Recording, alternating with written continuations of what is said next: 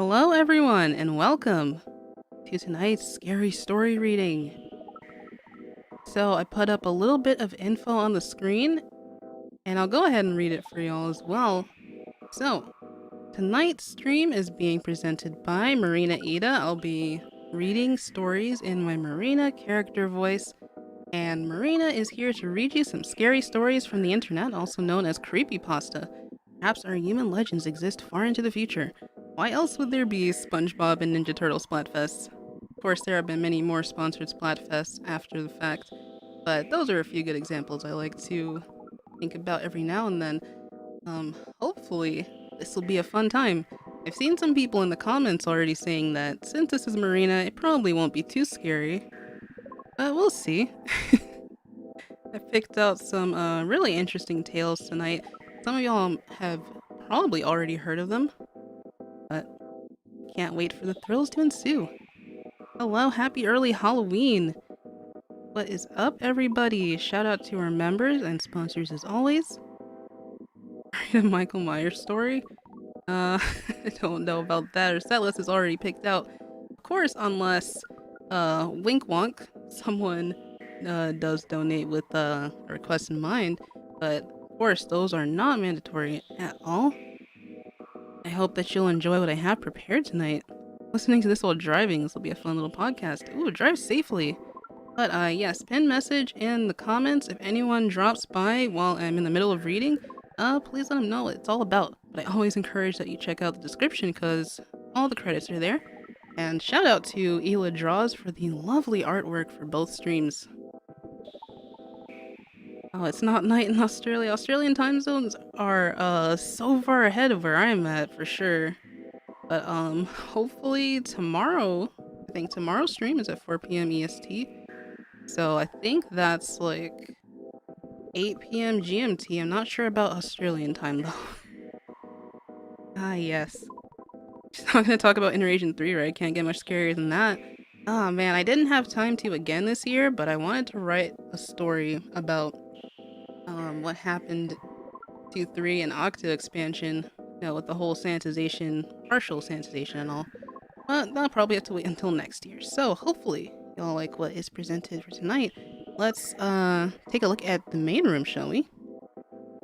Here we are. So I will have the story on the left side of the screen for y'all. Check it out. This is Marina in her really cool bedroom. That artwork is also done by Arixa F. I think you guys might have seen it in Hooked on Gaming. But yeah, we're gonna go ahead and get started in just a few moments. I'm gonna get the screen ready for y'all. So welcome everybody. Sit tight and get comfy. Gonna get started with an SCP actually. And a couple of them actually, I think both of them were suggested by channel members, so appreciate y'all. You guys love this. Yeah, the room is really cool. Of course, I have no idea what Marina's room color will be in Splatoon 3, but yeah, for now, I think it looks pretty cozy. Splatoon 2 aesthetic and all. Welcome everybody. Welcome everybody who's just clicking in. Hopefully this will be a spooky and enjoyable night for y'all. Okay. So first story. See, first story. Pop up on the screen above the chat there. So it's going to be SCP-087. And we're going to change up the ambiance with the music in just a second. It is spooky month after all. I'm ready. Yeah, me too. Oh, this should be interesting. Happy Splatoween! Thank you, Tuck. Appreciate that. Appreciate the message as well. Thank you for the 9 months. Ooh, secure, contain, protect, indeed.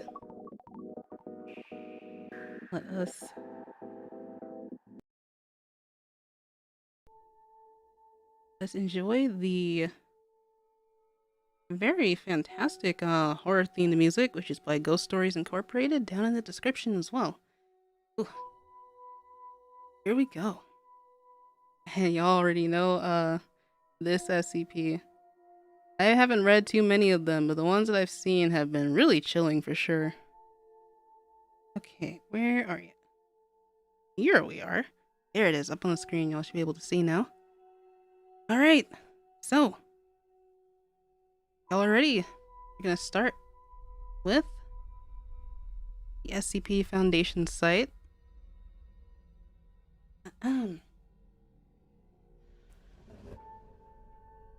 So tonight we have a document from the SCP Foundation. By order of the Overseer Council, the following file describes a Keter-class anomalous cognitohazard and is level 4 out of 2,316 classified. Unauthorized access is forbidden. Level 4. Wow, very dangerous one. Before we begin, how is the audio, everyone? And thank you for dropping by the stream as well. Let me know if I need to adjust the music just a little bit. I'm gonna be brave, because why not? Y'all will be fine, I believe so. Audio's good? Alright. Okay, so let's continue. Alright. The following file contains images and text that are carriers for anomalous cognitohazard influences. Do not recognize the bodies in the water. Due to this, it is imperative that all personnel accessing this file be certified as having a cognitive resistance value, CRV of no less than 14.5. Should you fail an automated CRV verification, please remain calm and do not move. A member of your site's medical staff will be with you shortly. Please repeat the following phrase slowly and clearly into your terminal microphone. I do not recognize the bodies in the water. Let's see what happens. Verification complete. User CRV is within acceptable limits. And here we have a really spooky picture. Looks like a lake with mist surrounding it. Some trees. Uh-oh. Special containment procedures. Under no circumstances are Foundation personnel to approach SCP-2316. Observation of SCP-2316 must only be carried out by remote dummy probes utilizing video and audio recording equipment. Only those personnel adequately rated for exposure to cognitohazardous anomalies may review footage and audio of SCP-2316. Ooh. The lake in which SCP-2316 is located has been quarantined and fenced off and is to be routinely patrolled by individuals who have not been exposed to SCP-2316 and have no prior knowledge of its characteristics. You do not recognize the bodies in the water. Individuals who attempt to bypass the enforced quarantine must be apprehended and moved to Site-33 for a full cognitive influence screening. Individuals who come within 50 meters of the lake containing SCP-2316 are to be considered lost. Please repeat the following phrase slowly and clearly into your terminal microphone. I do not recognize the bodies in the water. C. Verification complete. User CRV is within acceptable limits. So there's a description about this. SCP-2316 is a designation for an anomalous phenomenon existing within Lake Redacted, within Redacted County, Redacted. SCP-2316 manifests as a group of human corpses floating in a small group at the surface of the water. The identities of these corpses are cognitohazard removed. Ooh, I guess that's classified information, though DNA testing has been inconclusive. While SCP-2316 appears to be individual instances, it is theorized that SCP-2316 may instead be an entity composed of a collective consciousness. Individual instances of SCP-2316 do not act on their own, but do seem to be able to act collectively as a single unit. The individual instances of SCP-2316 are unrecognizable, and you do not recognize the bodies in the water. I've heard that phrase a lot. Ooh, and this footnote says, I know who they are. I know their names, each and every one of them. Don't you? Well, this one has someone's name, Jeremiah Feynman, Arthur Scott, Dennis Clark. Oh, wow. So suppose that this information is partially classified. It's been wiped from the source. SCP-2316 hosts a powerful cognitohazardous effect, causing those who have viewed SCP-2316, are aware of certain parts of its nature, or who were enrolled in the redacted to believe that the individual instances of SCP-2316 are human beings they recognize, typically from their childhood. Oh, that is spooky.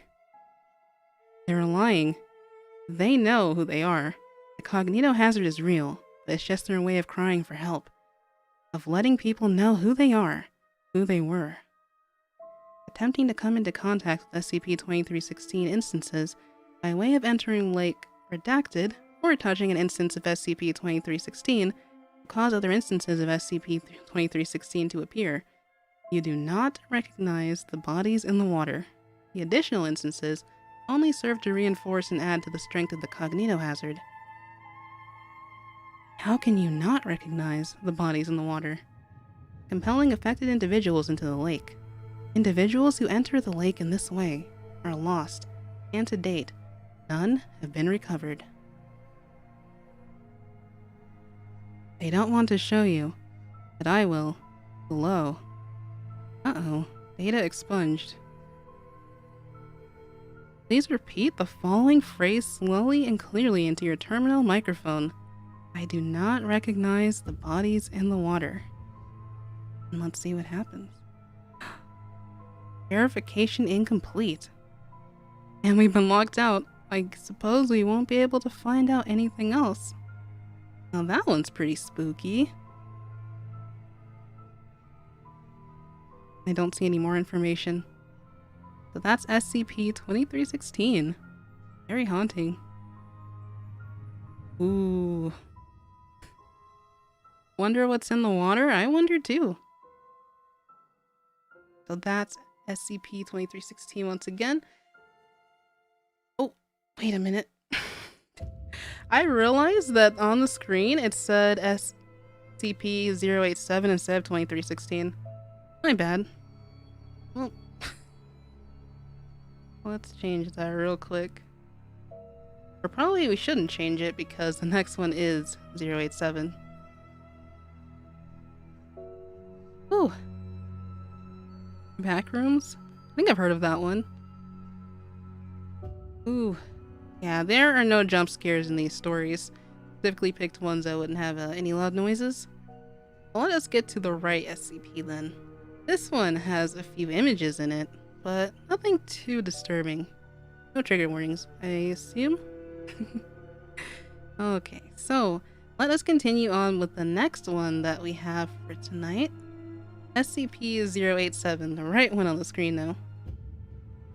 Previously we just read 2316. What a mysterious story indeed. Ooh. So is the story actually called... Is it just called Backrooms, or is that short for the full title? Ooh. Alright, let's continue. So this is SCP-087, Object Class Euclid. SCP-087 is located on the campus of Redacted. The doorway leading to SCP-087 is constructed of reinforced steel with an electro-release lock mechanism. It has been disguised to resemble a janitorial closet consistent with the design of the building. The lock mechanism on the doorknob will not release unless volts are applied in conjunction with counterclockwise rotation of the key. The inside of the door is lined with 6 centimeters of industrial foam padding. And in Figure A, it says a still frame taken from video footage of Exploration 1. That darkness looks like it's reaching all the way up to where we're standing. Uh-oh. Due to the results of the final exploration, see document 0874, no personnel were permitted access to SCP-087. These images look like a nightmare I had a long time ago. Oh, aren't those the worst? Ooh, SCP site is pretty interesting. SCP-087 is an unlit platform staircase. Stairs descend on a 38-degree angle for 13 steps, before reaching a semicircular platform of approximately 3 meters in diameter. Oh, that's a cursed number. Descent direction rotates 180 degrees at each platform. The design of SCP-087 limits subjects to a visual range of approximately 1.5 flights. A light source is required for any subjects exploring SCP-087, as there are no lighting fixtures or windows present. Lighting sources brighter than 75 watts have shown to be ineffective, as SCP-087 seems to absorb excess light. Subjects' report and audio recordings confirm the distress vocalizations from what is presumed to be a child between the ages of redacted and redacted. The source of the distress calls is estimated to be located approximately 200 meters below the initial platform. However, any attempts to descend the staircase have failed to bring subjects closer to the source. The depth of descent calculated from Exploration 4, the longest exploration, is shown to be far beyond both the possible structure of both the building and geological surroundings. And this time, it is unknown if SCP-087 has an endpoint. SCP-087 has undergone 4 video-recorded explorations by Class D personnel. Each subject conducting an exploration has encountered SCP-087-1, which appears as a face with no visible pupils, nostrils, or mouth. Ooh, spooky. The nature of SCP-087-1 is entirely unclear, but it has been determined that it is not the source of the bleeding. Subjects exhibit feelings of intense paranoia and fear when faced with SCP-087-1, but it is undetermined whether said feelings are abnormal or simply natural reactions. Addendum. Over a period of 2 weeks following Exploration 4, several members of the staff and students from the redacted campus reported knocking at a variable rate of 1 to 2 seconds per knock coming from the interior of SCP-087. The door leading to SCP-087 has been fitted with 6 cm thick industrial padding. All reports of knocking have ceased. Ooh. And there's a really creepy looking image on the side. Enhanced image still taken from Exploration 1. Well, this is what people might have run into down there. I sure wouldn't want to be alone down there with something like that. Ooh. And that's SCP-087. Ooh.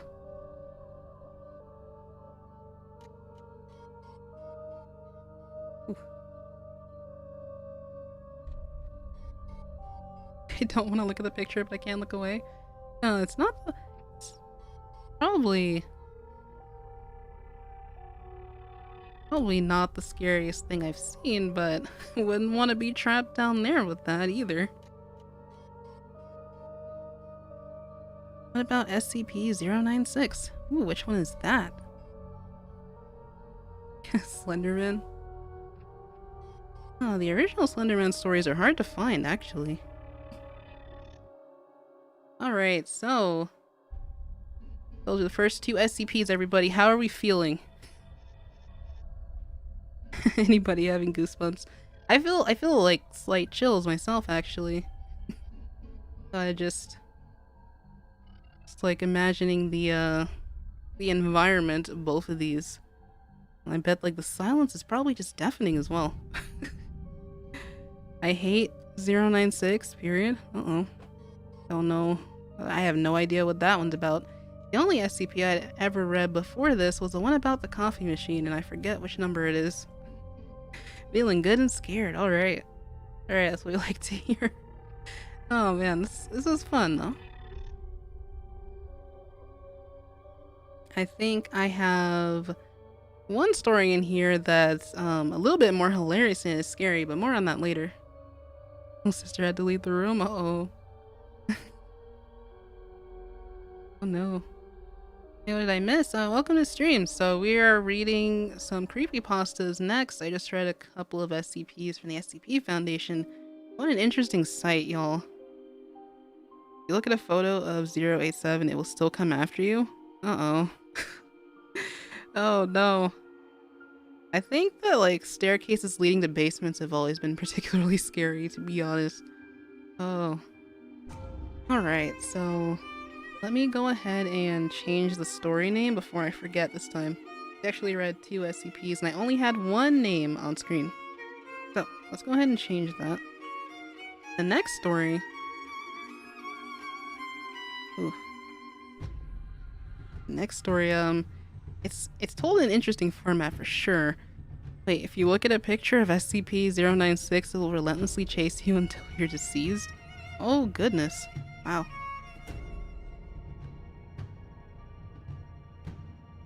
I don't think we should look at that one then. So the next story is originally from, I believe, an image board called 2channel. Well, that one's pretty interesting. And translated for us. SCP Vimo? Oh, in the chat. Wow, nice. So that's the full title? Oh, don't worry. If it's too disturbing, we won't read it, so don't worry. We're gonna go ahead and go to the next one, which you can see here the title is Kisaragi Station. It's had a few narrations, I believe, that I haven't actually listened to. But I found the story recently and thought it was pretty interesting. So for this one, we're probably going to have to get some other characters to help us out for the different voices, because this story was posted and different users online chimed in with their responses. So we'll see what characters join in. Oh, I feel like I just missed a notification as well. Give me 1 second.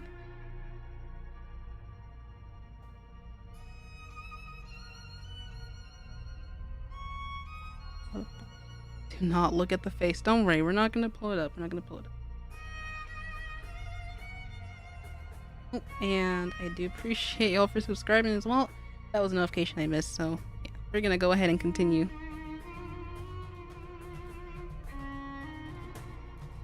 Alright, what's Kisaragi Station? Y'all are about to find out. So I believe it is... I think it might be a dimension outside of our own. At least that's what it sounded like from when I read it, so we're gonna go ahead and continue. Alright. So, Kisaragi Station. The following story was posted on the 2chan forums in real time. The original poster, who went by the name Hasumi, kept readers up to date on her strange experience as it was happening, and received advice from them as to what to do. The following is what happened. Alright, y'all. Let's get into it. It might just be my imagination, but do you mind if I talk about something? Sure, go ahead. What happened? I just got on the train, but something's off. Okay. It's the train I always take to and from work, but it hasn't stopped at any stations for about 20 minutes now. It always stops every 5 minutes, or at most every 7 or 8, but it hasn't stopped at all. There are currently 5 other people on board, but they're all asleep.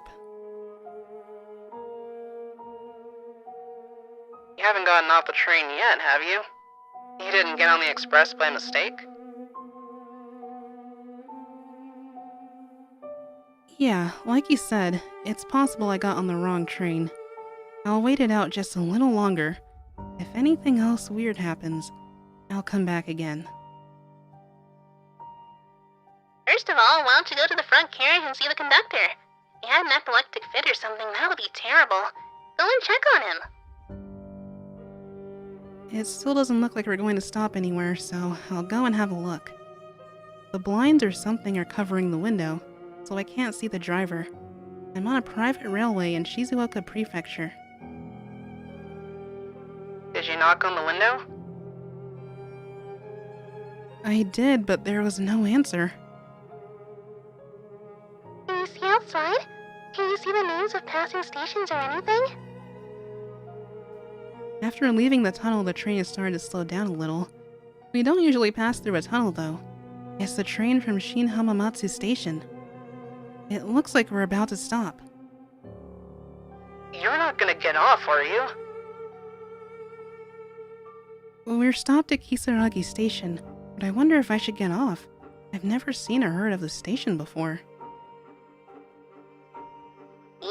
get off. No, you should stay on until the last stop. I mean, the train should have started moving again by now, shouldn't it? Hasumi, what time did you get on the train? I got off. The station is empty. I got on the train around 11:40 p.m., I think. I did a search for Kisaragi Station, but nothing came up. And hang on, your train's been running for an hour now? Alright, I'm off to take a bath. I looked for Kisaragi Station as well, but there's nothing here. I think I should go back. I've been looking for a timetable, but I can't find anything. The train is still stopped, so I wonder if it would be safer to just get back on? Well, while I was writing that, I already got back on board. Are there any buildings nearby that look like they might have people? It's cold out there, so be careful. I'm gonna leave the station and see if I can find a taxi. Thanks. That's a good idea. Be careful. I'm doubtful that you'll easily be able to find a taxi at an empty station after the last trains have already run. And it looks like Hasumi's become a resident of the 2D world. There's nothing here, let alone a taxi. What should I do? Go see the station attendant or a nearby police box. Shouldn't you call 110 for now? Why don't you call the taxi company? All you can do at this point is to go to the nearest convenience store. If there's a public phone nearby, you should look up the number of the taxi company and give them a call. I called my parents to come and pick me up. They don't know where Kisaragi Station is. They said they'd look it up on the map and then come to get me, but I'm kinda scared. What happened to the others on the train? Are you the only one who got off? Listen, I also tried to find Kisaragi Station on the internet, but there's nothing here. You said you were near the Shin Hamamatsu area, right? I'll see if I can find anything in Yahoo. I went to look for a public phone, but there aren't any. The other passengers didn't get off, so I'm alone right now. The station name is most definitely Kisaragi Station. There's a chance you'll find a public phone off the station grounds. Why don't you try leaving the station? I just did a bit of investigating right now, and the kanji for Oni, which means demon, can also be read as Kisaragi, right? So you mean demon station? That's terrifying. Are you a video game nerd? When I googled it, I found a video game. Write down the previous and next stations from Kisaragi Station. Don't say there's nothing written there. What game are you talking about? And there's no previous or next stations written here. Try walking back home along the tracks. If you start running now, you can probably catch up with the train. It's a station, so there has to be people living around there. Yeah, that's right. I was panicking, so I didn't even notice. I'll follow the tracks back and wait for my parents to call. I tried looking before in the town information part of, my phone, but it came up with some kind of error. I just want to go home. Whether it's a joke or not, I'm gonna work towards solving this seriously. There really is nothing around here. All I can see are grasslands and mountains. But if I follow the railway tracks, I think I can get home. So I'll do my best. Thank you. You might think it's all just one big joke, but can I come back if I run into any other problems? Of course. At any rate, take care. Of course, just be careful your phone doesn't die. It's your lifeline right now. Don't start walking in the wrong direction, and be careful inside the tunnel. Can a phone even get reception in an area with nothing around? I think it would be better if you don't move from the station. All alone in an unmanned station on a cold night. The lights will probably turn off soon and it'll be dark. The railway tracks are an even darker trap. There's a tunnel after that too, right? And yet, it would probably be safer to spend the night at the station. This is terribly risky.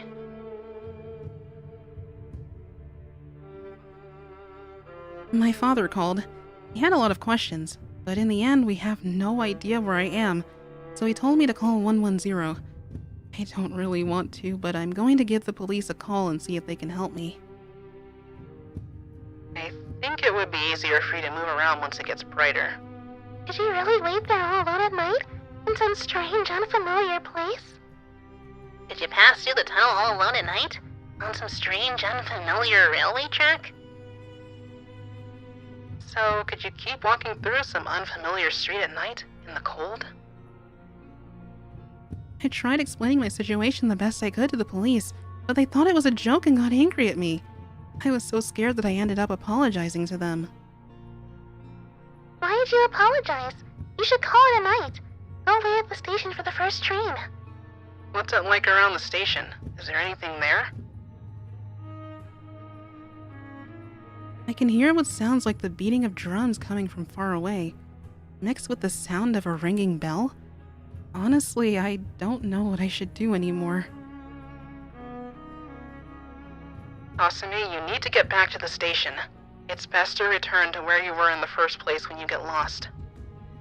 It's about to start. Drums and bells? It's probably just a festival.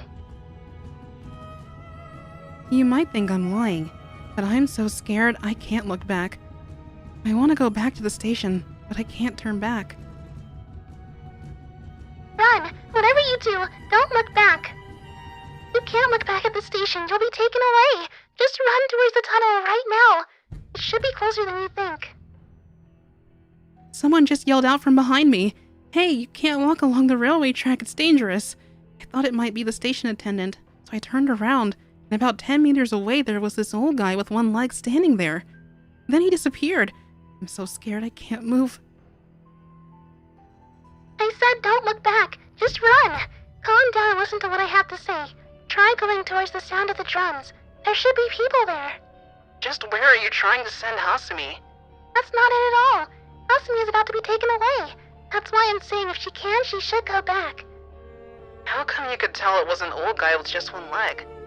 Because it's an old guy with just one leg? Probably some guy that was hit by a train and lost his leg and then died. I can't walk anymore, but I also can't run. The sound of the drums is getting closer. Just wait for morning. Once it gets brighter, it won't be so scary. You should have gotten back on the train. I'm still alive. I fell over and I'm bleeding, but I'm still holding on to the heel I broke. I don't want to die yet. Well, it's not like things are going to get better if you stayed in the one spot anyway. I think you'll be fine if you can get through the tunnel anyhow. When you pass through, let us know and get some help. I called home. My dad said he called the police for me. The sound is getting closer and closer. Well, let's just pray that sound isn't the sound of an approaching train. Having said that, it's probably too late for that now. I did my best, and I'm somehow in front of the tunnel now. The name says Isanuki. The sound is getting closer, so I'm gonna gather up all my courage and try to get through. I'll post again once I get there safely. Good luck. This is the end. The train and the station are gone. You can't go back. There's no one to follow. The sound you hear is a phantom of your own past. Run towards the tunnel. If you stop, you'll just be stuck between worlds. I've exited the tunnel. Someone's standing just ahead of me. Looks like I'm doing what you guys suggested was the right answer. Thank you. I'm probably gonna be mistaken for a monster. My face is a mess of tears. Asumi, wait! Don't move! Stop! It's dangerous! Don't be standing there at such a time. It's too suspicious. Sorry for making you all worry. The person was very kind and said they would take me to the closest station. Apparently there's a business hotel or something there. Everyone, thank you so much. Hasumi, there's something I want to ask you, so please answer. Where are you? Can you ask that kind person the name of the place? Are they really kind? They could be scarier than what's going on here, you know? Yeah, maybe. Anywhere. Where the hell are you? That person's dangerous. Why is someone on the railway tracks at this time of night? They must have run into you while disposing of a dead body or something. Run! I asked where we are, but he just said Hina. There's no way that could be true, though. Asumi, get out of the car! I'm Sorry, Kasumi, where is Hina? What a strange story. So at this particular time, some suspicious old guy just happened to be there to pick up a girl walking along the railway tracks? What was he doing? He started getting closer to the mountains now. I don't think there's anywhere for the car to stop, and he stopped talking to me entirely. There's no reason for a strange old dude to be up at this time. Maybe he's not talking to you anymore because you're always on your phone? Asumi, you're in danger. Did you tell your parents to come and get you from the tunnel? Asumi, call 110. This might be the last time you ever write anything. My battery's about to die. Things are looking strange, so I'm gonna try to run the first chance I get. He's been muttering about something I can't understand for a while now. Just so I'm ready when needs be, I'm going to make this my last post for now. But after this post, Asumi was never heard from again.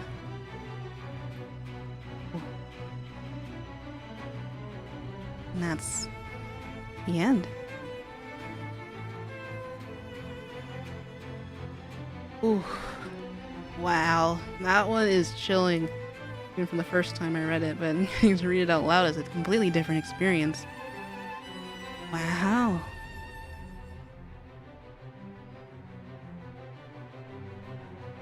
That's Kisaragi Station, though. It seemed like it was really interactive, though, with everyone commenting and giving their suggestions, but who knows if she's safe. Also, thank you LPS versus S for the super chat, and Tuck Banks as well. Appreciate that. Be strong, Fur. Don't give up. Who knew if that train was just gonna, like, keep going and keep going forever, like it was just in a loop. Wow. Maybe it was going to another dimension, but yeah. It's quite a mysterious story, that one. Oh, the horror, the horror. Indeed. Yeah. Ooh. Our next story is it's an interesting one for sure. Seeing as how we just had a Super Mario Sunshine episode on the channel recently, I feel like it was only fitting. This one, it could be a little bit scary. However, I can't seem to get it to appear in the browser, so I'll just be reading it without it showing up on screen. Hopefully that's okay. That's it for Kisaragi Station. I'm going to go ahead and just change the name here. Ooh. Yeah, I feel like I'm almost shivering. It's such a spooky story. Now what's this one called? Let's see. So the next story is Super Mario. The Haunted Save File. Or just called The Haunted Save by itself.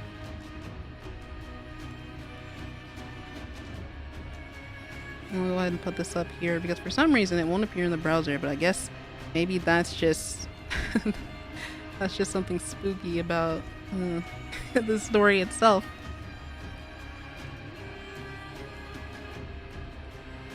What's this about the Backrooms? I feel like I have to look it up just to know what. I'm gonna look that up really quickly because a lot of people have mentioned it in passing.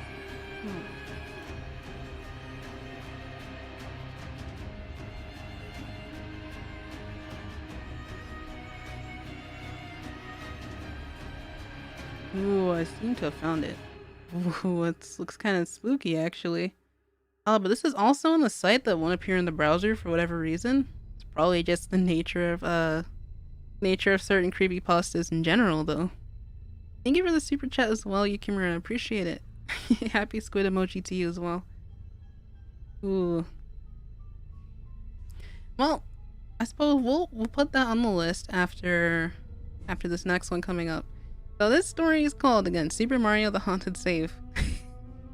Let's see if it's as spooky as it sounds. Probably not. If not, hopefully y'all will get a laugh out of this one. But before that, we hydrate. That's it's important to stay hydrated, as we always do. Heard about a couple of gaming creepypastas, but this is one that I haven't heard of. Yeah, I've heard of some like Sonic EXE, which we will be reading tomorrow. That one should be interesting. Yeah, no, it is.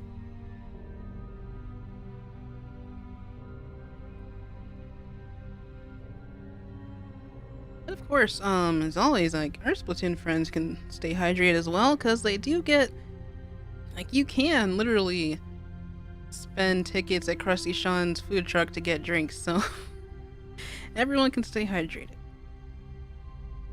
Oh, the Tails doll? Oh, no, not that one. Scary Mario don't play at 3 a.m. Not clickbait. Gone wrong. Oh, great. That sounds like a familiar plot. True. So after the Super Mario one, there was only one more plan. That one is a long one. That we had to finish out the set list, but since I found the Backrooms, we'll go ahead and read that one as well, since it's a short one and people have been requesting it in chat, so that could be cool. Have you seen YouTube 666? I have not. Ooh, sounds really creepy though. Sonic.exe will be tomorrow though, with Captain 3. I'll get into the habit of calling 3 Captain now. Since we have a new Agent 3, so that's going to be interesting. Okay, so, for some reason, this story won't appear, in the browser that you guys see on screen, so I'm just going to start reading. When I make the window too small, it just won't let me see it. So yeah, we're gonna get started with, Super Mario the Haunted Save. I'll try and read as clearly as I can. Okay. Oh, the Majora's Mask creepypasta. I think that one's been drowned, right? That one is really, really spooky. It's a long read, though. Okay. So, this is Super Mario the Haunted Save. I was bored. I was super duper bored. It was January 4th, and my New Year's resolution was to finish all my video games by today. Now that I have done that, I had no new things to play. All of a sudden, I got an email on my phone. I opened it. The email had no words in the from bar at the top.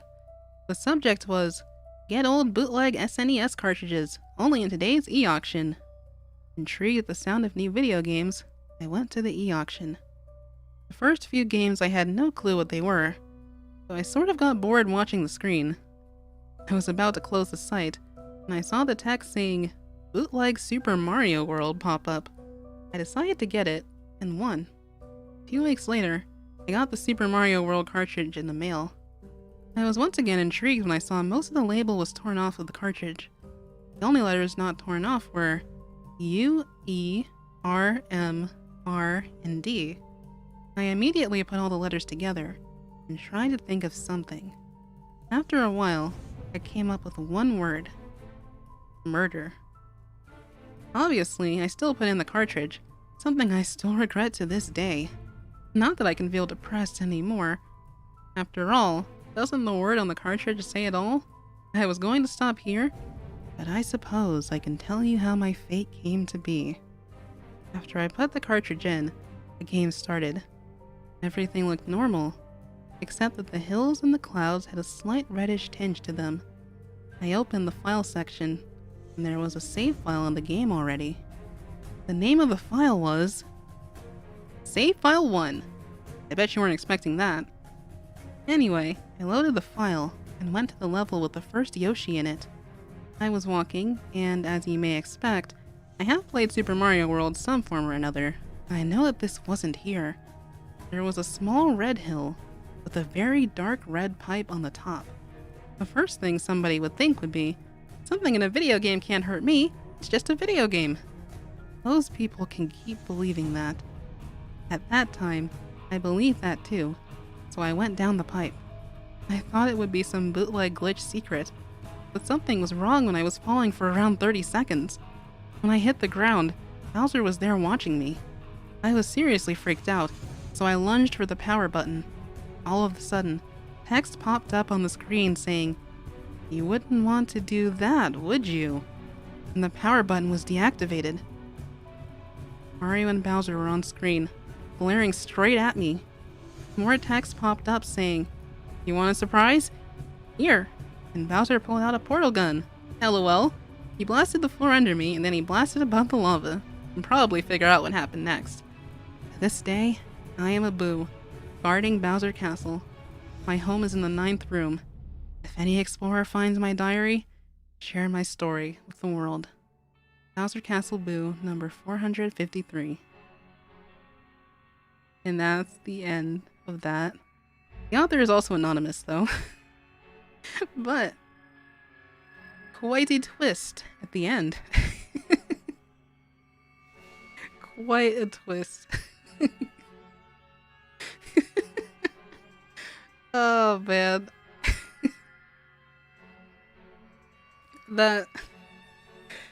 When I found this one, I thought it was so silly that I had to read. Oh man. I'm not getting sleep for 6 years. That was kind of scary and funny. Sounds like something out of Goosebumps. I can't believe Bowser had a portal gun. That's the real mystery of the story. Oh, what the heck. Not sure if the 9th room is supposed to be the backdoor level, if they're supposed to reference a hidden room labeled 9. I have no idea. I've actually never played Super Mario World. Feel like a parody? Yeah, it was. It was the one parody that made it into our set list. So, I thought that would that'll be a good that'll be a good way to get everyone on their toes. Played way too much Super Mario World as a kid. Now I understand my Bowser is still my favorite villain. Ooh. Maro and Linguini. Oh my goodness. Alright. My friend said 3 reading Sonic EXE and I came running. Yeah, that'll be in tomorrow's stream at 4 p.m.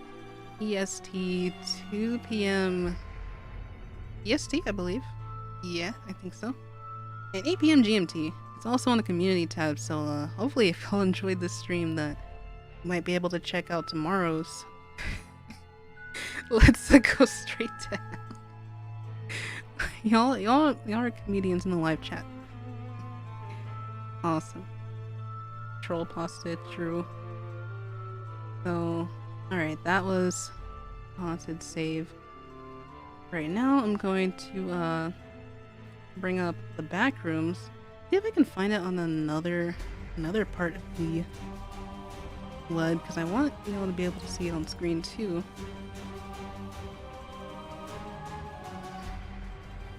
For some reason, the official creepypasta site doesn't work when you minimize your browser. It has a know your meme page entry. It says a lot.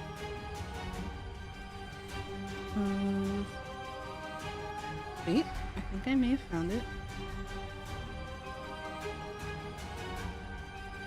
Oh, this one is different. This one is on our No Sleep. I don't think it's the one that y'all are talking about. It seems like a spin-off, if anything.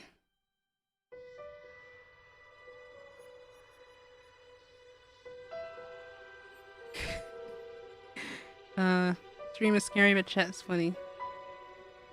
Yeah. I can show y'all what happens if I try to bring it up. So that's Kisaragi Eki. If I try to bring it up, it just does this. Like you literally cannot. Wait a minute. Oh, suppose we can do this. Alright, well now we can see it. This site is really interesting in the way that it's formatted. But if that works, let me go ahead and type in the name of this story.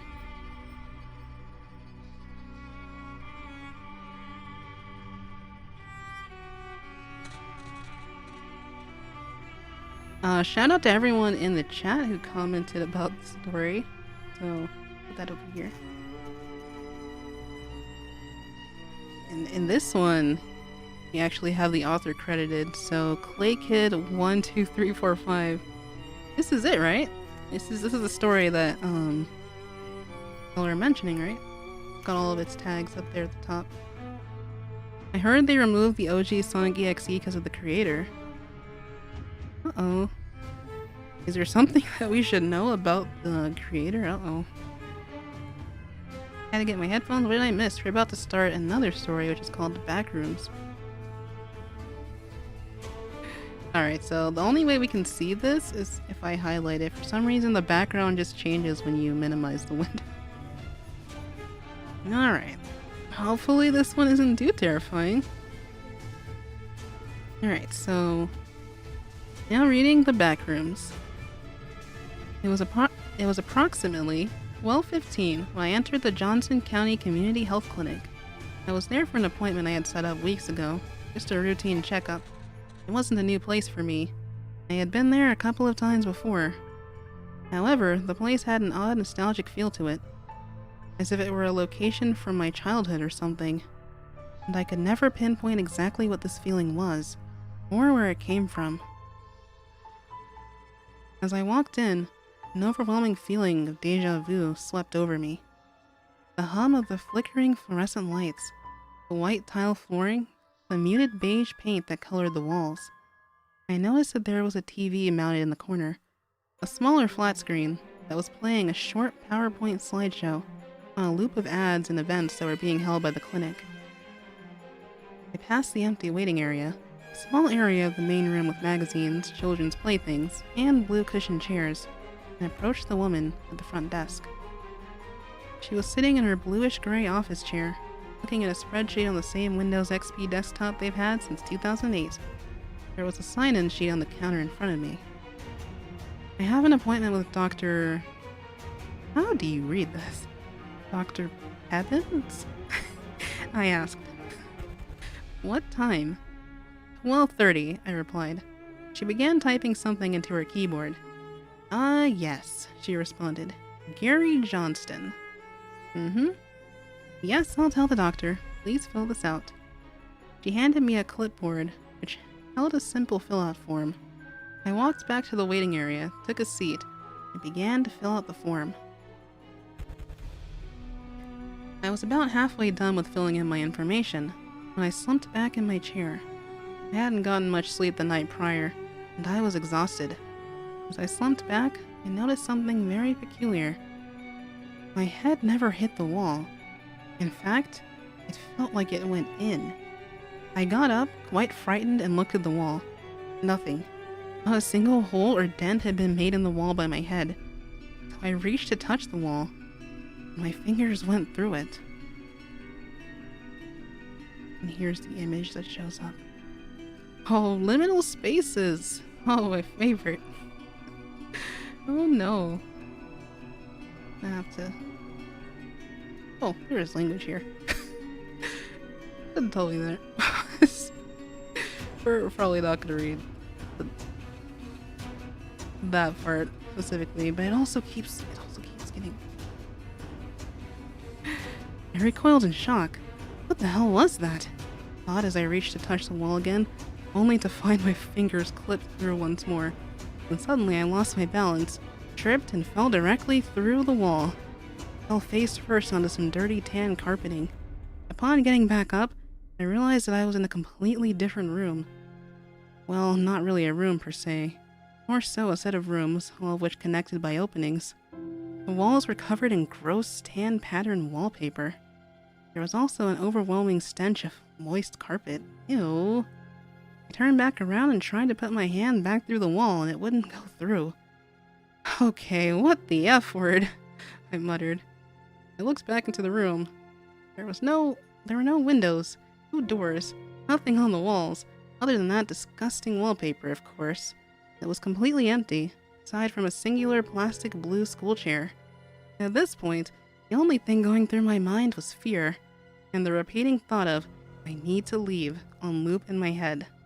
I started running through the rooms, desperately trying to find an exit, but to no avail. There was no exit. Was this my permanent location until I died? No, there had to be a way out. I wasn't just going to be left here, right? Eventually someone would notice that I was gone. But nobody did. Then in the distance, I heard footsteps, but not those of a human's. At least not a normal human. Alongside the footsteps was a gurgling snarl, like that of an angry animal. I began to run. I ran as fast as I could from whatever the hell was approaching me. I didn't want anything to do with it. I ran for what seemed like forever. I was always back in the same room I started in. At least it looked like the same room, not that I could tell them apart. So I sat down, defeated. A feeling of dread filled my body as I started to cry. I was going to die here. I'm still there. I haven't left. I have accepted my fate. In fact, I can actually hear footsteps. I wonder who that is. And that's the end of the Backrooms. Oh my goodness. That's terrifying. Oh my goodness. Also, yes, I've never read this story before. Oh. No, Marina, sweetie, don't cry. No. Well, it'll be okay. Yeah, I definitely hadn't seen this one before, but shout out to the group of people in the comments who requested this one. He fell into the shadow realm. Oh, no, not the word moist. Ugh. Ooh, that was a creepy one. So, yeah, the last story on the list is the longest one for tonight as well. But yeah, let me know how you're doing so far. Let me know how you're doing so far, everyone. There's a lot of scared emojis in the chat. I'll go ahead and change the name. Oh.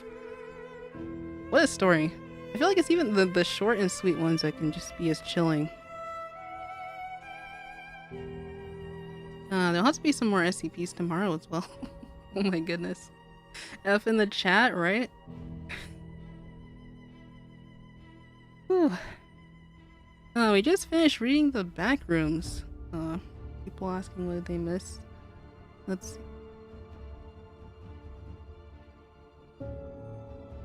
The next story is called Psychosis. It's a really long one. Oh my goodness.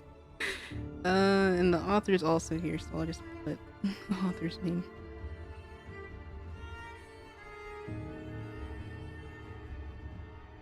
Is that actually the right? I think.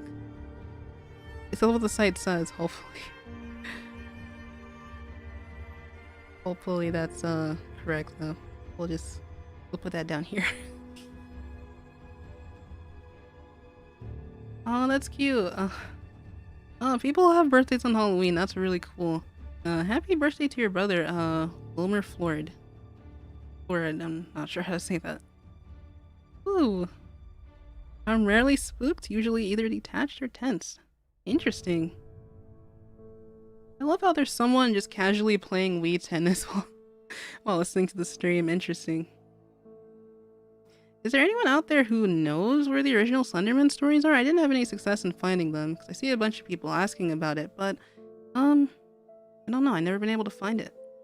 Yeah, happy birthday to all the Halloween kids, though. That's pretty cool. Oh, dressing up as an octoling pug.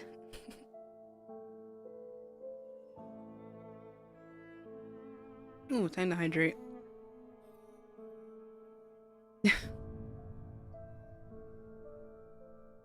Oh, it's been good, a little spooks, but still good. Glad to hear everyone's doing okay, though. Oh, this has been a vibe for sure.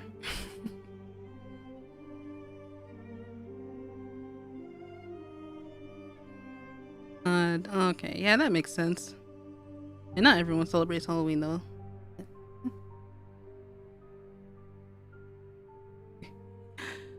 Will Marina be in Splatoon 3? Who knows?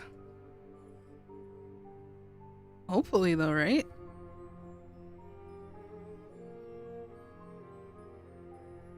Oh, man. It's been a lot of fun so far, though. Let me see. Yeah, so far we've been together for an hour, so I hope it's been enjoyable, y'all. The next story probably might take 30 minutes to read, so it's definitely a long one. I'd say it's more of a thriller than, say like a... what are the What are the genres?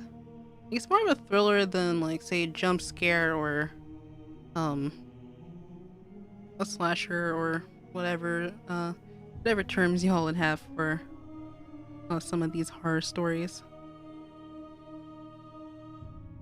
Splatoon fix, I love them, of course. Got a couple more of those coming to the channel as well, and there'll be a video announcement at the end of this as well. Hopefully you'll look forward to that. I think we should just go ahead and jump right in. So yeah, grab your blankets and flashlights, everybody. Favorite candy? I really like Snickers a lot. Those are really good. Fingers crossed we get to see Pearl, Marina, and Splatsville. That would be really nice. I don't know, Splatsville seems like a cool place to chill. I like the vibe there. City of Chaos, am I right? Okay, so next story, Psychosis. Pretty terrifying name. I think we're gonna have to make it a bit bigger on screen. We'll see. Here it is. And we might have to go ahead and zoom in.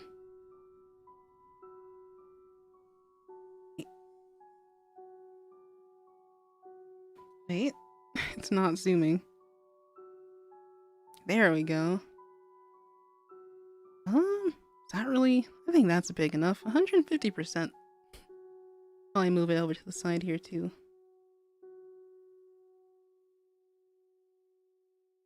Oh, and thank you for the super chat, Project 88. Get the blankies. Absolutely. I don't want to settle in for this one. It's a long one. I think the story is divided up by days of the week. So, hey, I think really gotta pay attention to what's going on here.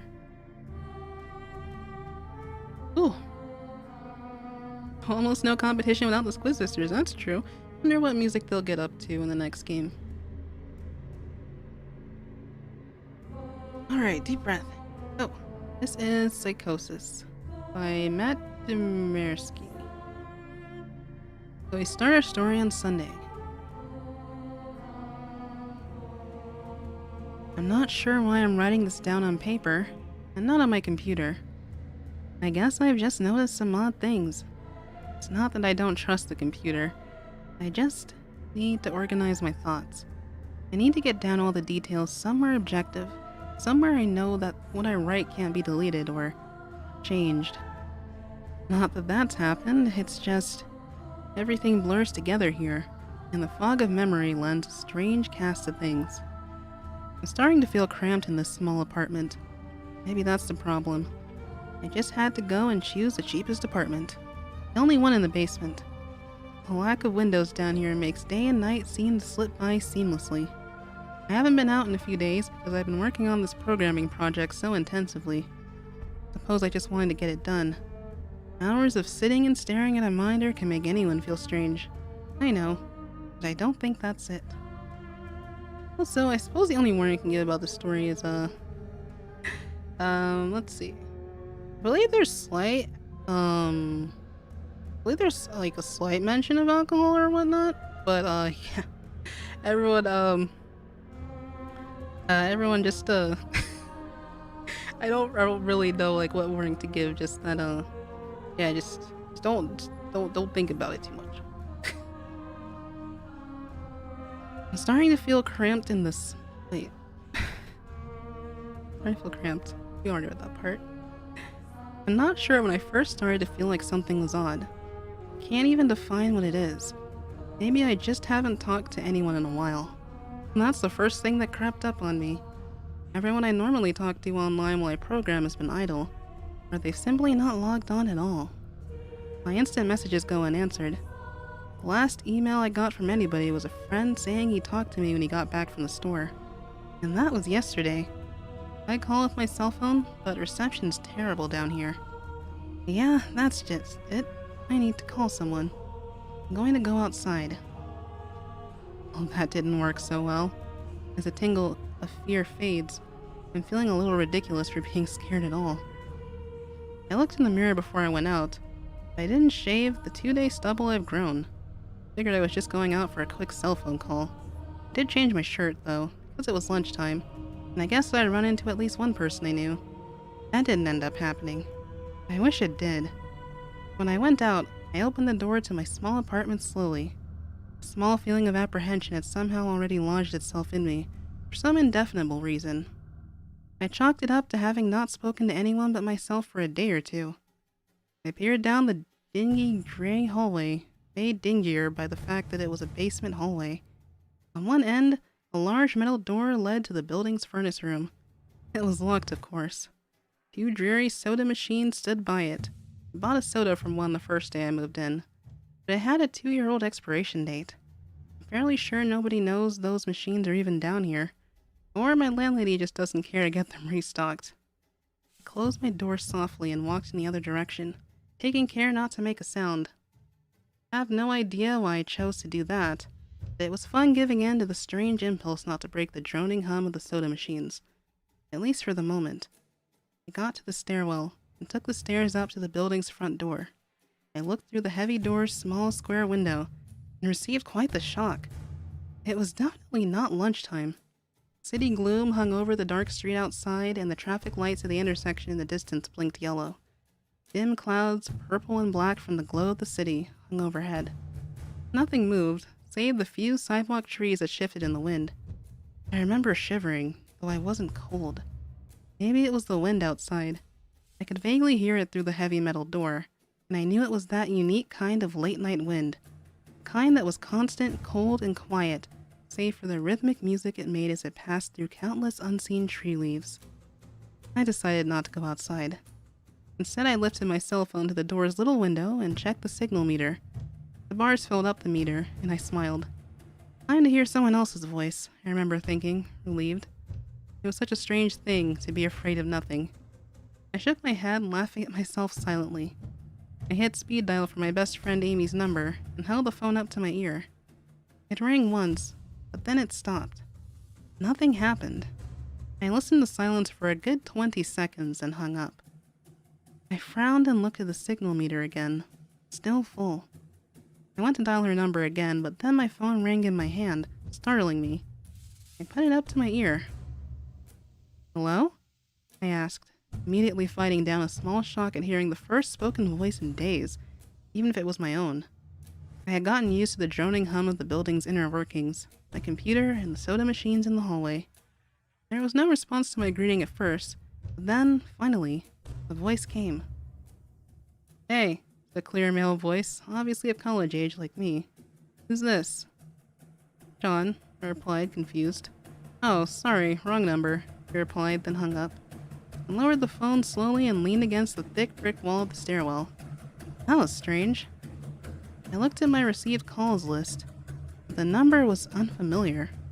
Before I could think on it further, the phone rang loudly, shocking me yet again. This time, I looked at the caller before I answered. It was another unfamiliar number. This time, I held the phone up to my ear, but said nothing. I heard nothing but the general background noise of a phone. Then, a familiar voice broke my tension. "John?" was the single word in Amy's voice. I breathed a sigh of relief. "Hey, it's you," I replied. "Who else would it be?" she responded. "Oh, the number. I'm at a party on 7th Street and my phone died just as you called me. This is someone else's phone, obviously." "Oh, okay," I said. "Where are you?" she asked.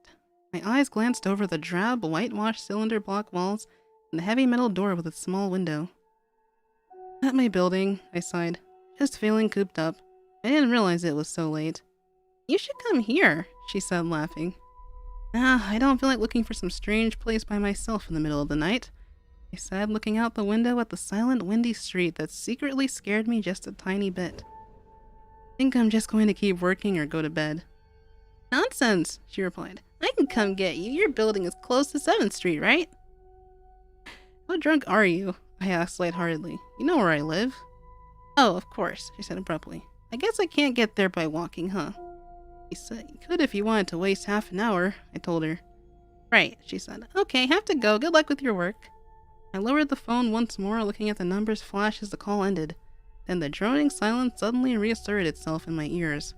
The 2 strange calls in the eerie street outside just drove home my aloneness in this empty stairwell. Perhaps from having seen too many scary movies, I had the sudden inexplicable idea that something could look in the door's window and see me, some sort of horrible entity that hovered at the edge of aloneness, just waiting to creep up on unsuspecting people that strayed too far from other human beings.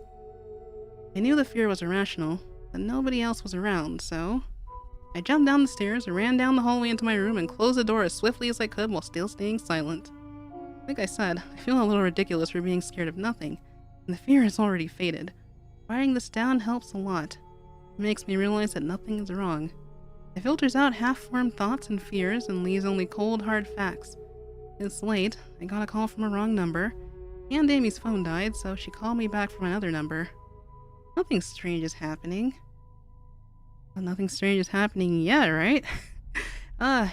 Still with us, y'all? This was maybe quite the descent into, intrigue. Still, there was something a little off about that conversation. I know it could have just been the drink she'd had, or was it even her that seemed off to me? Or was it... Yes, that was it. I didn't realize it until this moment, writing these things down. I knew writing things down would help.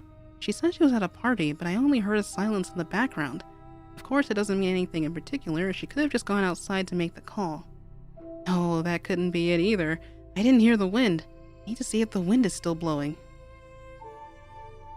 And now that brings us to Monday. I forgot to finish writing last night. I'm not sure what I expected to see when I ran up the stairwell and looked out the heavy metal door's window. I'm feeling ridiculous. Last night's fear seems hazy and unreasonable to me now. Can't wait to go out into the sunlight. I'm going to check my email. Finally get out of here. Wait, I think I heard something. It was thunder. That whole sunlight and fresh air thing didn't happen. Went out into the stairwell and up the stairs, only to find disappointment. The heavy metal door's little window showed only flowing water, as torrential rain slammed against it.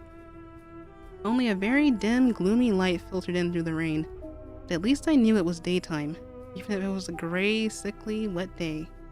I tried looking out the window and waiting for lightning to illuminate the gloom, but the rain was too heavy and I couldn't make out anything more than vague, weird shapes, moving at odd angles in the waves washing down the window. Disappointed, I turned around, but I didn't want to go back to my room. Instead, I wandered further up the stairs, past the first floor and the second. The stairs ended at the third floor, highest floor in the building.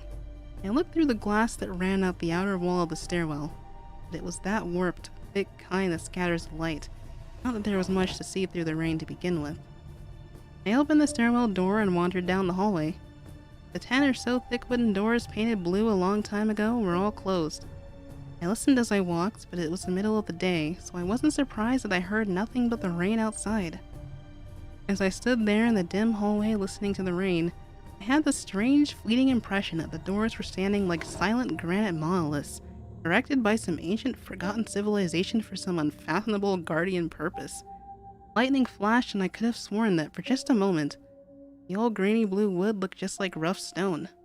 I laughed at myself for letting my imagination get the best of me, but then it occurred to me that the dim gloom and lightning must mean there was a window somewhere in the hallway. A vague memory resurfaced, and I suddenly recalled that the third floor had an alcove and an inset window halfway down the floor's hallway.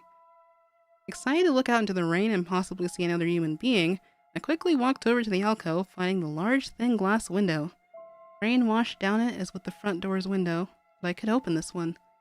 I reached a hand out to slide it open, but hesitated.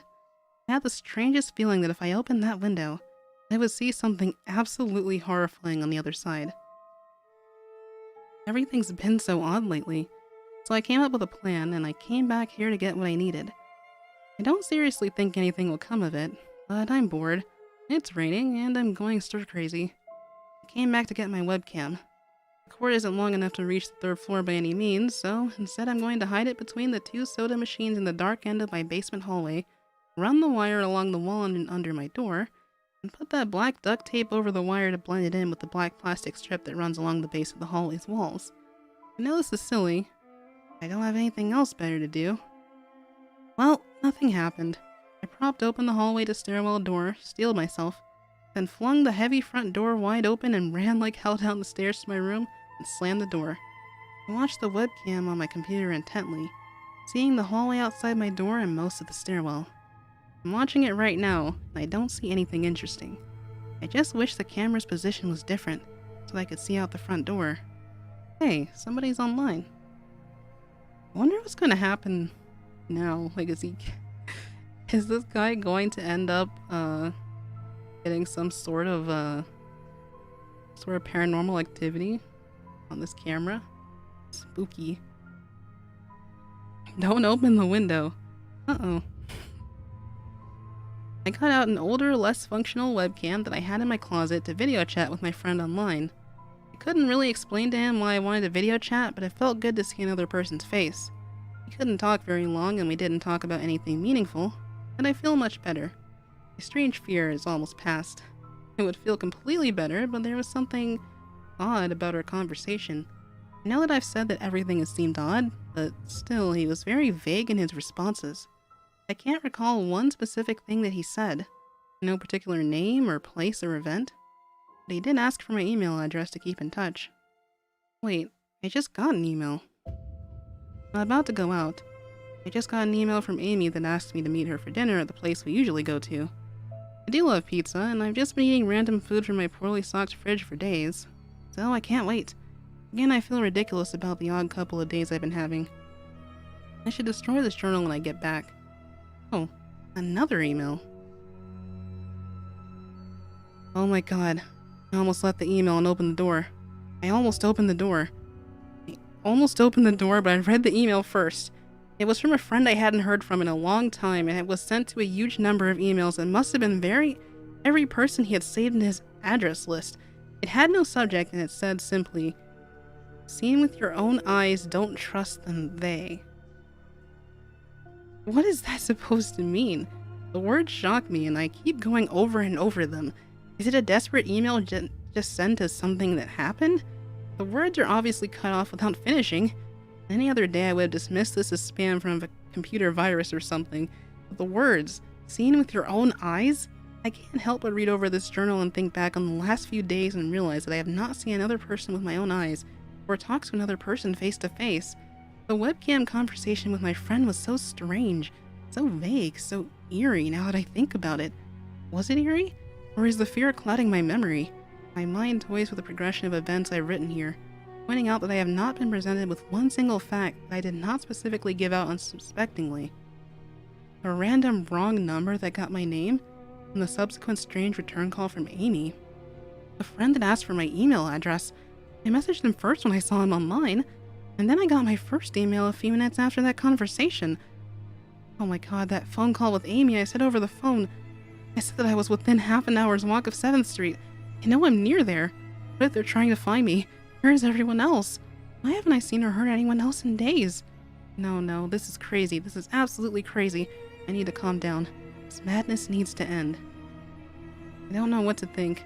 I ran about my apartment furiously, holding my cell phone up to every corner to see if it got a signal through the heavy walls. Finally, in the tiny bathroom near one ceiling corner, I got a single bar. Holding my phone there, I sent a text message to every number in my list. Not wanting to betray anything about my unfounded fears, I simply sent, "You see anyone face to face lately?" At that point, I just wanted any reply back. I didn't care what the reply was, or if I embarrassed myself. I tried to call someone a few times, but I couldn't get my head up high enough. And if I brought my cell phone down even an inch, it lost signal. Then I remembered the computer and rushed over to it, instant messaging everyone online. Most were idle or away from their computer. Nobody responded. My messages grew more frantic, and I started telling people where I was and to stop by in person for a host of barely passable reasons. I didn't care about anything by that point. I just needed to see another person. I also tore apart my apartment looking for something that I might have missed, some way to contact another human being without opening the door. I know it's crazy, I know it's unfounded, but what if? I just need to be sure. I taped the phone to the ceiling in case. Uh-oh. I wonder if this was during a quarantine or something. That's terrifying.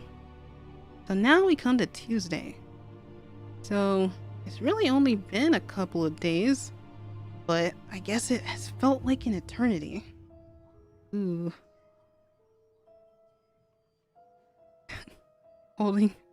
holding my thing very tightly, I'm spooked.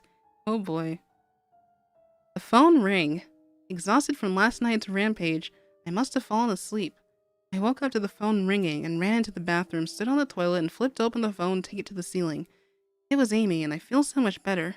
She was really worried about me and apparently had been trying to contact me since the last time I talked to her. She's coming over now, and yes, she knows where I am without me telling her. I feel so embarrassed. Definitely throwing this journal away before anyone sees it. I don't even know why I'm writing in it now. Maybe it's just because it's the only communication I've had at all since God knows when. I looked in the mirror before I came back here. My eyes are sunken and I just look generally unhealthy. My apartment is trashed, but I'm not going to clean it up. I think I need someone else to see what I've been through. These past few days have not been normal. I'm not one to imagine things. I know I have been the victim of extreme probability. I probably missed seeing another person a dozen times. I just happened to go out when it was late at night, or the middle of the day when everyone was gone. Everything's perfectly fine, I know this now. Plus, I found something in the closet last night that has helped me tremendously. A television. I set it up just before I wrote this and it's on in the background. Television has always been an escape for me, and it reminds me that there's a world beyond these dingy brick walls. I'm glad Amy's the only one that responded to me after last night's frantic pestering of everyone I could contact. She's been my best friend for years. She doesn't know it, but I count the day that I met her among one of the few moments of true happiness in my life. I remember that warm summer day fondly. It seems a different reality from this dark, rainy, lonely place. I feel like I spent days sitting in that playground, much too old to play, just talking with her and hanging around doing nothing at all. I still feel like I can go back to that moment sometimes. It reminds me that this damn place is not all that there is. Finally, a knock on the door. I thought it was odd that I could see her through the camera. I hid behind the 2 soda machines. I figured that it was bad positioning, like when I couldn't see out the front door. I should have known. After the knock, I yelled through the door jokingly that I had a camera between the soda machines, because I was embarrassed myself that I had taken this paranoia so far. After I did that, I saw her image walk over to the camera and look down at it. She smiled and waved. "Hey," she said to the camera brightly, giving it a wry look. "It's weird, I know," I said into the mic attached to my computer. "I've had a weird few days." "Must have," she replied. "Open the door, John." I hesitated. How could I be sure? "Hey, humor me a second here," I told her through the mic. "Tell me one thing about us. Just prove to me you're you." She gave the camera a weird look. Alright," she said slowly, thinking. "We met randomly at a playground when we were both way too old to be there." I sighed deeply as reality returned and fear faded. I've been so ridiculous. Of course it was Amy. That day wasn't anywhere in the world except in my memory.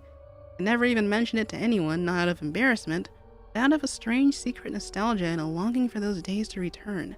But there was some unknown force at work trying to trick me, as I feared. There was no way they could know about that day.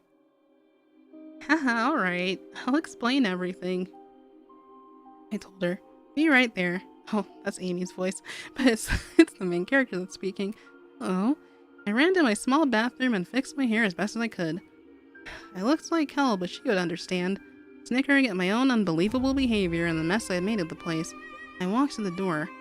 I put my hand on the doorknob and gave the mess one last look. So ridiculous, I thought. My eyes traced over the half-eaten food lying on the ground, the overflowing trash, the bed I tipped to the side looking for who knows what. I almost turned to the door and opened it, but my eyes fell on one last thing. The old webcam, the one I used for that eerily vacant chat with my friend. Its silent black sphere lay haphazardly tossed to the side, its lens pointed at the table where this journal lay. An overwhelming terror took me as I realized that if something could see through that camera, it would have seen what I just wrote about that day. I asked her for one thing about us, and she chose the only thing in the world that I thought they or it did not know. But it did! It did know! It could have been watching me the whole time! I didn't open the door. I screamed in uncontrollable terror. I stomped on the old webcam on the floor. The door shook and the doorknob tried to turn, but I didn't hear Amy's voice through the door. Was the basement door made to keep out drafts too thick? Or was Amy not outside? What could have been trying to get in if not her? What the hell is out there? I saw her on my computer through the camera outside. I heard her on the speakers through the camera outside, but was it real? How can I know? She's gone now. I screamed and shouted for help. I piled up everything in my apartment against the front door. And it's now Friday. Our main character is, not in a good place. At least I think that it's Friday. I broke everything electronic. I smashed my computer to pieces. Every single thing on there could have been accessed by network access or worse, altered. I'm a programmer, I know. Every little piece of information I gave out since this started, my name, my email, my location, none of it came back from outside until I gave it out. I've been going over and over what I wrote. I've been pacing back and forth, alternating between stark terror and overpowering disbelief. Sometimes I'm absolutely certain some phantom entity is dead set on the simple goal of getting me to go outside. Back to the beginning, with a phone call from Amy, she was effectively asking me to open the door and go outside. I keep running through it in my head.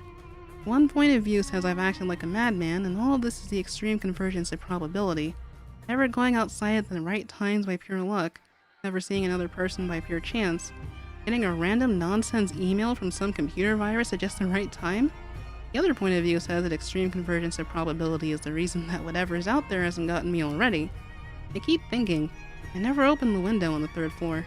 Never opened the front door until that incredibly stupid stunt with the hidden camera, after which I ran straight to my room and slammed the door. I haven't opened my own solid door since I flung open the front door of the building. Whatever is out there, if anything's out there, never made an appearance in the building before I opened the front door. Maybe the reason it wasn't in the building already was that it was elsewhere, getting everyone else. And then it waited, until I betrayed my existence by trying to call Amy, a call which didn't work, until it called me and asked my name. Terror literally overwhelms me every time I try to fit the pieces of this nightmare together. That email, short, cut off, was it from someone trying to get word out? Some friendly voice desperately trying to warn me before it came. Seen with my own eyes, don't trust them. Exactly what I've been so suspicious of.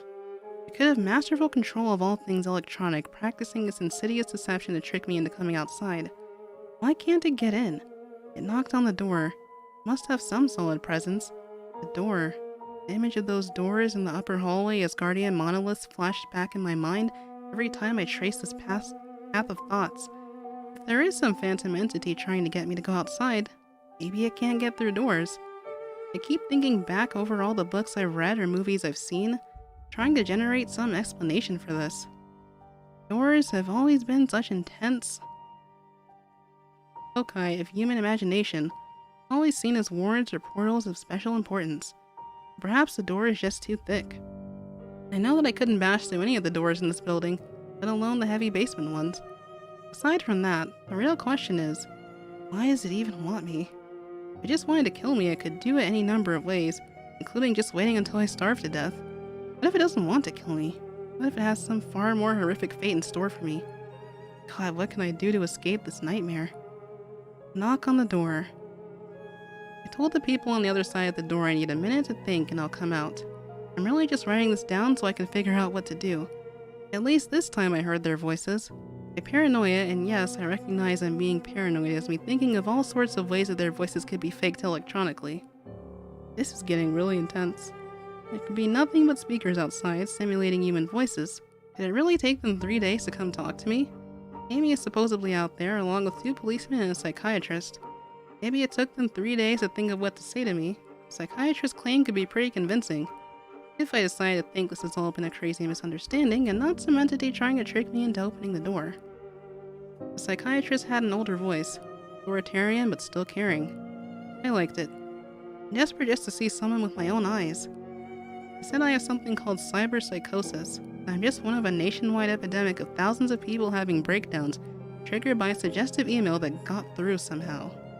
I swear he said got through somehow. I think he means spread throughout the country inexplicably. I'm incredibly suspicious that the entity slipped up and revealed something. He said I am part of a wave of emergent behavior, and a lot of other people are having the same problem with the same fears, even though we've never communicated. That neatly explains the strange email about eyes that I got. I didn't get the original triggering email. I got a descendant of it. My friend could have broken down too, and tried to warn everyone he knew against his paranoid fears. That's how the problem spreads, the psychiatrist claims. I could have spread it too. With my texts and instant messages online to everybody I know, one of those people might be melting down right now after being triggered by something I sent them, Something they might interpret any way that they want? Something like a text saying seen anyone face to face lately? The psychiatrist told me that he didn't want to lose another one. The people like me are intelligent and that's our downfall. We draw connections so well that we draw them even when they shouldn't be there. Said it's easy to get caught up in paranoia in our fast-paced world, a constantly changing place where more and more of our interaction is simulated. I have to give him one thing. It's a great explanation. It neatly explains everything. It perfectly explains everything. In fact, I have every reason to shake off this nightmarish fear that something or consciousness or being out there wants me to open the door so it can capture me for some horrible fate worse than death. It would be foolish after hearing that explanation to stay in here until I starve, just despite the entity that might have got everyone else. It would be foolish to think that after hearing that explanation. I might be one of the last people left alive on an empty world, hiding in my secure basement rooms, fighting some unthinkable deceptive entity just by refusing to be captured. It's a perfect explanation for every single strange thing I've seen or heard, and I have every reason in the world to let all of my fears go and open the door. That's exactly why I'm not going to. How can I be sure? How can I know what's real and what's deception? All these things with their wires and their signals that originate from some unseen origin? They're not real. I can't be sure. Signals through a camera, faked video, deceptive phone calls, emails, even the television lying broken on the floor. How can I possibly know it's real? It's just signals, waves, light, the door? It's bashing on the door. It's trying to get in. What insane mechanical contrivance could it be using to simulate the sound of men attacking the heavy wood so well? At least I'll finally see it with my own eyes. There's nothing left in here for it to deceive me with. I've ripped apart everything else. Can't deceive my eyes, can it? See with your own eyes, don't trust them, Wait, was that desperate message telling me to trust my eyes? Or warning me about my eyes too? Oh, what's the difference between a camera and my eyes? They both turn light into electrical signals. They're the same. I can't be deceived. I have to be sure. Ooh-wee, ooh-wee. Panic. Panic go brr. And now we have come to Date Unknown. I calmly asked for paper and a pen, day in, day out, until it finally gave them to me. Not that it matters. What am I going to do? Poke my eyes out? Bandages feel like part of me now. The pain is gone. I figure this will be one of my last chances to write legibly, as without my sight to correct mistakes, my hands will slowly forget the motions involved. This is a sort of self-indulgence, this writing. It's a relic of another time because I'm certain everyone left in the world is dead, or something far worse. Against the padded wall day in and day out. The entity brings me food and water, acts itself as a kind nurse. It's an unsympathetic doctor. I think it knows that my hearing is sharpened considerably now that I live in darkness. It fakes conversations in the hallways, on the off chance that I might overhear. One of the nurses talks about having a baby soon. One of the doctors lost his wife in a car accident. None of it matters because none of it is real. None of it gets to me, not like she does. That's the worst part, the part I almost can't handle. The thing comes to me masquerading as Amy. Its recreation is perfect. It sounds exactly like Amy. Feels exactly like her. It even produces a reasonable facsimile of tears that it makes me feel on its lifelike cheeks. When it first dragged me here, it told me all the things I wanted to hear.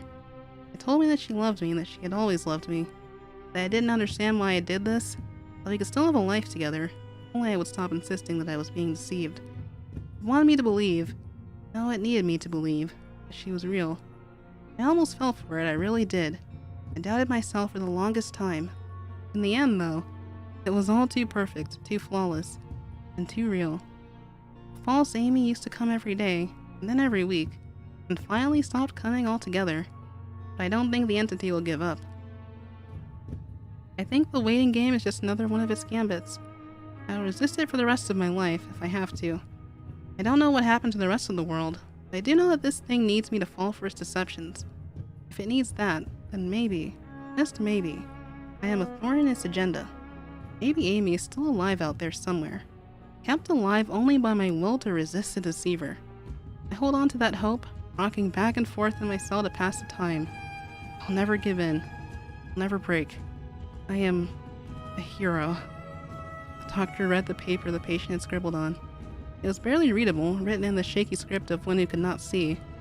He wanted to smile at the man's steadfast resolve, a reminder of the human will to survive, but he knew that the patient was completely delusional. After all, a sane man would have fallen for the deception long ago. The doctor wanted to smile. He wanted to whisper words of encouragement to the delusional man. He wanted to scream, but the nerve filaments wrapped around his head and into his eyes made him do otherwise. His body walked into the cell like a puppet, and told the patient once more that he was wrong, and that there was nobody trying to deceive him. And that's the end of Psychosis. That one is... it's kind of like an episode of The Twilight Zone. Oh boy. Yeah, and after reading this one, that's why I picked it. Because what? It's such a slow burn, but the build up towards the end. If everyone fell for that email and sort of went into this insane state afterwards, what's the difference between being caught up in the thoughts after receiving it, or thinking that you're part of a group of people who resisted it? At this point, they also think that they're the only person who's left in the world, but what if they're not? But what if he is? I don't know. But honestly, it's a really interesting one. Oh boy. He was in an endless loop. Yeah, it could be. Could be like a repeating time loop. Oh my goodness. Okay, Monica. Wow. Everything is relative, indeed. Okay, so that's it for Psychosis. That was the last one on the list. Oh boy. What a story. They went completely insane, many unanswered questions. A world gone mad, taken over by aliens. Wow, poor guy though. Honestly, I wonder. I think this is a one-shot though, there's no sequel. I think this is just how it ends. Again, poor dude. Makes me feel really bad, like they actually lost their mind. Oh yeah. The story was really well written. I liked how it progressed and how mysterious it got. Yeah, I really like the description in it. I really like that I really like that it just created such a clear mental image. As I read. We gotta get hydrated though. Message is, don't overthink.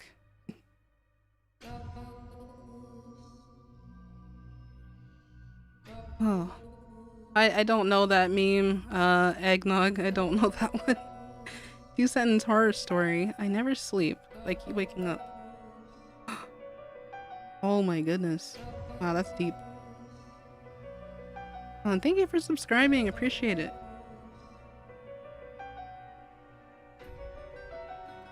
Oh man. But since we've reached the end of the set list, do we have any requests for a possible encore? That one was a really long one. But if I do by any chance see the same story pop up in chat, then I might go ahead and have Marina read it. But other than that, wow, what a doozy.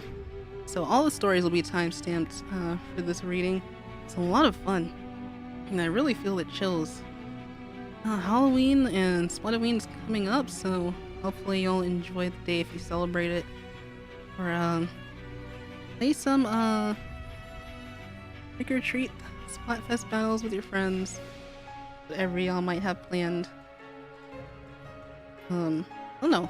I don't know if people are going to trick or treat this year. If you do, they still wear your masks though. I don't really know if people are going to do it this year. But a lot of houses are decorated all around the world, so who knows? Pick some great stories. Oh, thank you. Thank you. Yeah, the authors are really amazing. Don't forget to like the stream. Appreciate it. It helps me out if you'll do that. Oh, sorry, Ultra Boss 55. I don't really know a lot of SCPs. The ones we read today were recommended by channel members.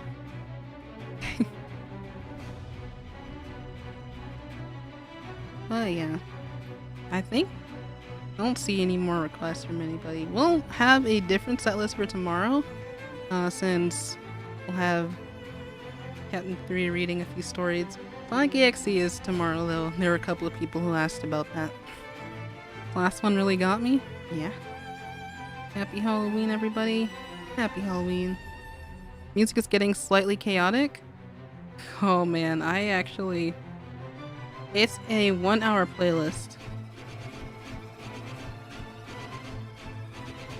We could change the music though, let's see.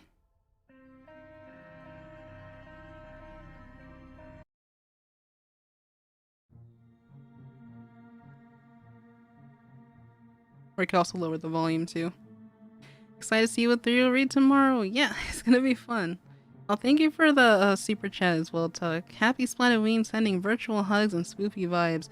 The vibes were quite spoopy indeed. It seemed like everyone was having a nice time chatting as well during the story, so that's pretty cool. I was slow on the SCP suggestion. Happy Halloween. Yeah, y'all can also leave comments on the community tab post, since 3 set list right now is still kind of short. So yeah, there's not gonna be stories that are too long in the next stream, so please feel free to suggest them there too. NES Godzilla EXE probably have we could probably have a look at that one, see if I can fit it in tomorrow. Captain 3 have a different tone in her voice. Absolutely. Absolutely she does. I need something to say. I don't, like, my mind is blank after that story. I'm trying to think, what should I have or say, just for an example? Wow, my brain is empty, y'all. Am I gonna do this again? Yeah, tomorrow, and hopefully, maybe next year? We might have Splatfest next year. Who knows what's gonna happen? Suggestions, I want to be surprised. Yeah, there's gonna be a few SCPs too. Splatoon Inkblood disease stories? What are those? I've never heard of those. Oh yeah, be sure to comment over there, everybody. But yeah, 3's voice is a little bit, it's actually a lot deeper. It's a lot deeper, definitely. Yeah, there's some SCPs that were suggested by the members. But yeah, 3's voice kind of sounds like this, but a lot like a lot more different. Honestly, I'm trying to think of a line to say, but I just can't, y'all. Just can't at the moment. I feel like that's something I would need therapy after reading. Yeah, I'm just kind of like, you start to like, when the story like really gets you into it, right?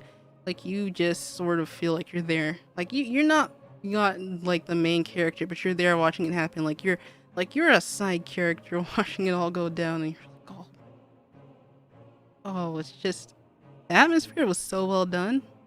Honestly, I couldn't really hear the music while I was reading though, so hopefully it helps add to the scene. The Inkblot disease is a horror-themed Splatoon AU developed by Cuddledot. Ooh, okay. I might look into that as well. Actually, let me write this down so I don't forget. I'll take a look. And if they're active on social media, like, I can probably talk to them about it too if I like it. It becomes real, it takes on its own life. It does.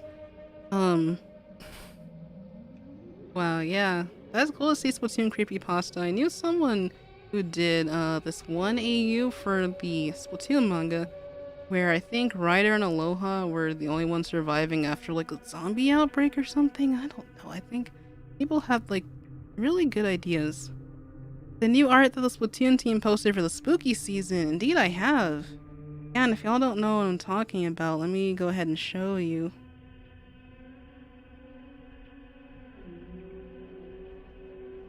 If I can bring this tab here. There we go. I suppose we can turn this off here. Yeah, it's really cool. It's really cool looking. Some new official art just dropped. I think there's gonna be new Splatoon 3 gear. It's really nice. I just don't know what to say. I'm thinking, people are already thinking, like the logos here in this art. Like to the right, there's that like pink and green. People are wondering if that stands for Pearl Marina or if it's the new idol group or whatever. I don't know, I feel like Splatoon has a lot of graphic art designs all around. It might not be anything big, unless... I don't know. But yeah, they look pretty cool. Love the kicks. Love the Tony Kensa stuff. Looks pretty awesome. I think the caption says... Splatty Halloween. Nintendo of Europe also posted... this is my Twitter page, so Nintendo of Europe also posted, I don't think... Give me just a sec. Oh, I went back to our creepypasta page. I'm gonna look them up real quick and see if the caption's any different.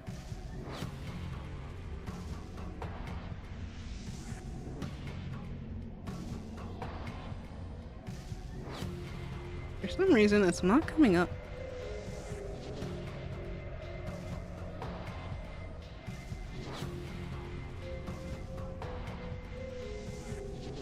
Okay, so the caption is a little bit different. It says, hoping your Sunday is filled with treats. Happy Halloween from the Splatoon 3 team. Oh, that's Hyrule Warriors. I'm so excited for that DLC though, but yeah, the caption's just a little bit different. What if Marina and Pearl was in Splatoon 3 DLC? How would you feel? I don't know. I feel like they should be part of the base game, you know? I mean, they I know their adventure was like part of a DLC before, but it'd feel odd if they weren't in the base game, right? Murder drones? Don't think they have. Splatoon 3 DLC, there might be more than one, because when they announced the Octo Expansion, they said that it was the first DLC. The first DLC that they created, so there's probably tons of plans. There's like so many scrap concepts that the devs have, so I think they'll have more stuff in the future. I really think so. Can you read the comment I wrote on the community tab post in a 3 voice? Oh, we should probably save it for 3 stream. Well, that probably sounds like a good idea. Yeah, but this art, I really love it. I think it's awesome.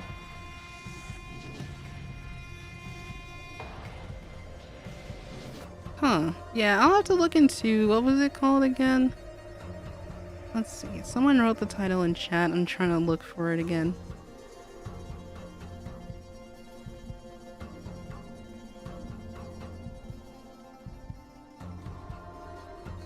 Let's see. Where is it? Okay. Oh, I found it. So if it's...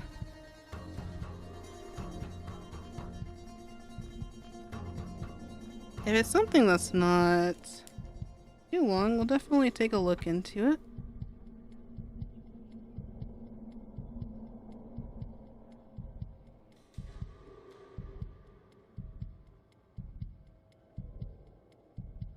It's written like it's written like an SCP.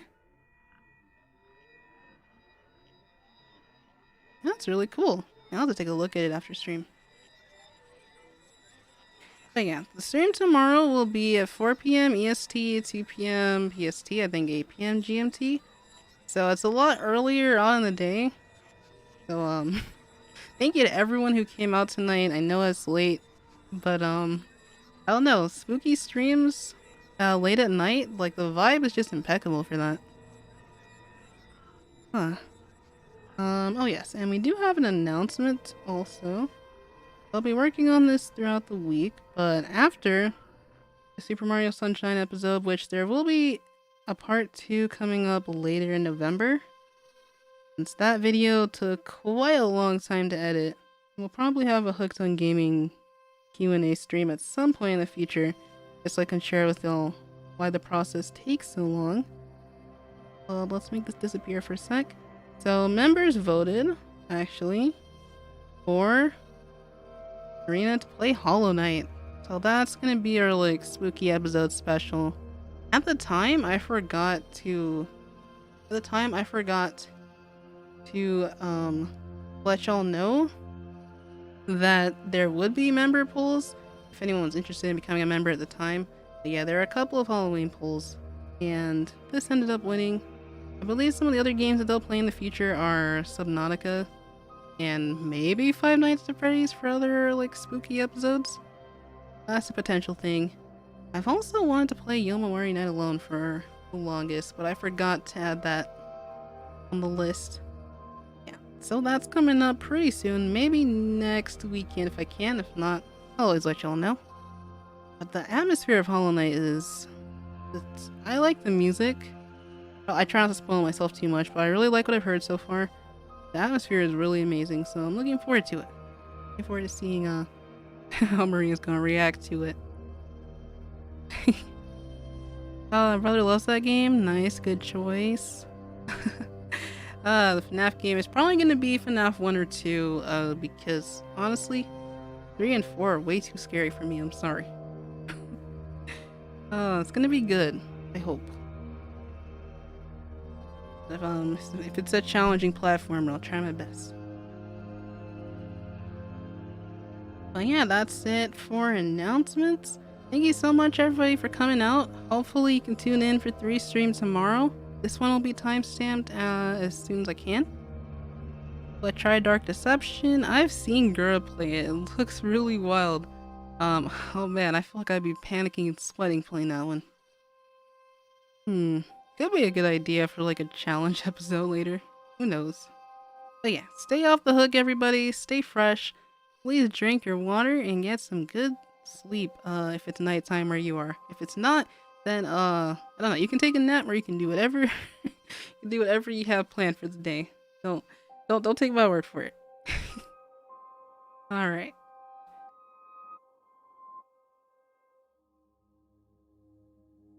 What is this music? I actually have no idea what's been playing in the background. Sorry if it's been weird, y'all. But until the next stream, take care, everybody. Hope you have sweet dreams. And thank you, Tug, for the super chat. Stay off the hook.